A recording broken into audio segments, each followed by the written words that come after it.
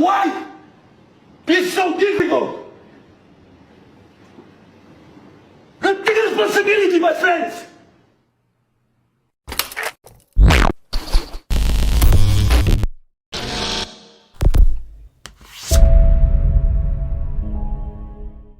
Pep Guardiola, a name synonymous with tactical brilliance, relentless innovation, and a winning mentality.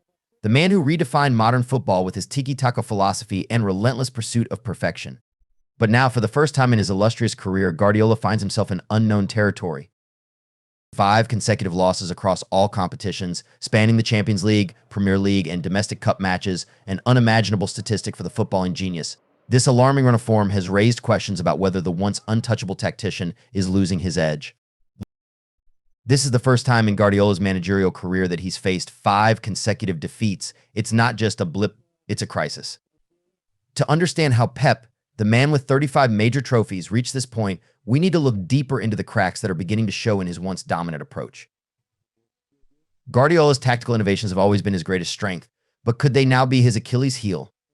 Opponents have studied his systems extensively over the years, and some argue that his rigid adherence to playing out from the back and positional play has made his teams predictable. While Pep's philosophy has brought him countless victories, recent results suggest that his refusal to adapt could be costing his team when Plan A isn't working. Another factor could be mental and physical fatigue. Guardiola's style demands high intensity both in training and on the pitch. Could it be that his players, after years of relentless pressure to perform, are starting to burn out? Even the best teams need fresh ideas and renewed energy. There's also the question of squad depth and recruitment. While Guardiola has spent heavily in the transfer market, some recent signings haven't delivered the expected impact. Has his decision-making in the transfer window come back to haunt him?